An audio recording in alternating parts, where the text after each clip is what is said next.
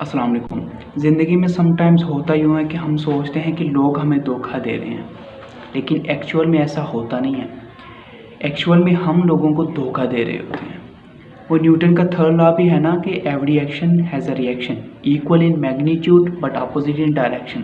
بلکہ اس حوالے سے میں آپ کو ایک کہانی سناتا ہوں۔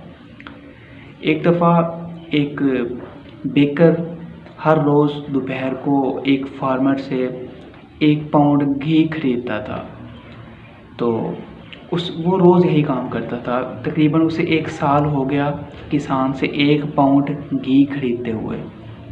ایک دن اچانک اس کے ذہن میں آیا کہ بہت پرانے وقتوں کی بات ہے، ایک دن اچانک اس کے ذہن میں آیا کہ کیوں نہ میں اس 1 پاؤنڈ گھی کا وزن کر کے دیکھوں کہ کیا کسان واقعی مجھے 1 پاؤنڈ گھی دیتا ہے یا نہیں۔ جب اس نے وزن کیا تو وہ گھی 1 پاؤنڈ سے کم تھا۔ بیکر کو بہت غصہ آیا، بیکری والے کو۔ وہ فوراً اس نے کسان کے خلاف کیس کر دیا۔ جج صاحب نے جب کسان کو اپنی عدالت میں بلایا تو کسان نے یہ ثابت کر دیا کہ ایکچول میں وہ بیکر کو دھوکہ نہیں دے رہا بلکہ بیکر نے اسے دھوکہ دیا ہے۔ کسان نے جج صاحب کو بتایا کہ پچھلے 1 سال سے ہی میں روز بیکر سے 1 پاؤنڈ بریڈ صبح صبح خریدتا ہوں، اور جب میں اپنے گھر میں جاتا ہوں میرے پاس کوئی میجرنگ انسٹرومنٹ نہیں ہے۔ میں ایک طرف 1 پاؤنڈ روٹی رکھتا ہوں، دوسری طرف 1 پاؤنڈ گھی میئر کر لیتا ہوں۔